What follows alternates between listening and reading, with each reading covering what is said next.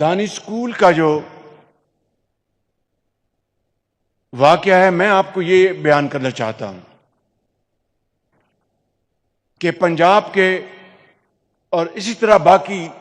صوبوں کے طول و عرض میں لاکھوں کروڑوں بچے اور بچیاں ہیں جو کہ انتہائی قابل اور انتہائی ذہین ہیں، اور اگر ان کو تعلیم کے زیور سے آراستہ پیراستہ ہونے کا موقع ملے تو وہ نہ صرف اپنے دیہات قصبے میں بلکہ اپنے شہر اور صوبے میں ہزاروں لاکھوں بچوں اور بچیوں کو تعلیم کے میدان میں پیچھے چھوڑ جائیں۔ لیکن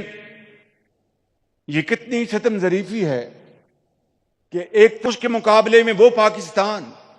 جہاں پر کروڑوں والدین کے بچے اور بچیاں جو کہ تعلیم کے حصول کے لیے شدید خواہش رکھتی ہیں، ان کو تعلیم کے جو عام مواقع بھی میسر نہیں ہوتے۔ اور میں نے ہمیشہ اس کو کمپیئر کیا کہ اشرافیہ کا ایک سمبل ہے تعلیم کے حوالے سے H N college. H N college کے لوہے کے سلاخوں سے صرف وہی گزر سکتے ہیں جو کہ امراء کے بچے ہیں، گورنرز کے، پرائم منسٹرز کے، پارلیمنٹیرینز کے، امیر لوگوں کے۔ وہاں پر غریب کا بچہ داخل ہونے کا سوچ بھی نہیں سکتا، اور ایک امیر کا بچہ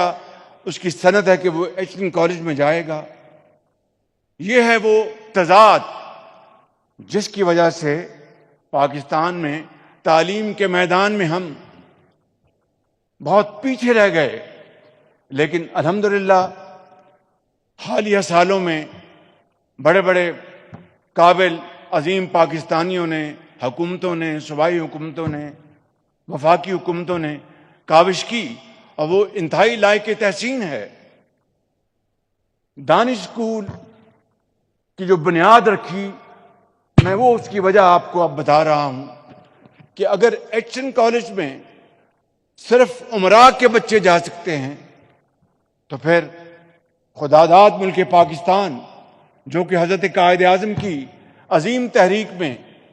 معرض وجود میں آیا، جس کے لیے لاکھوں مسلمانوں نے اپنے خون کا نذرانہ پیش کیا، مگر انہوں نے تمام اپنی جائیداد، ہر چیز وہاں چھوڑ کر اس خواب کو آنکھوں میں بسائے پاکستان کی طرف ہجرت کی کہ ایک ایسا ملک ہوگا جہاں پر تعلیم اور صحت کے مواقع، ترقی کے مواقع، اپنے بل بوتے پر محنت کر کے معاشرے میں وہ مقام حاصل کر سکیں گے۔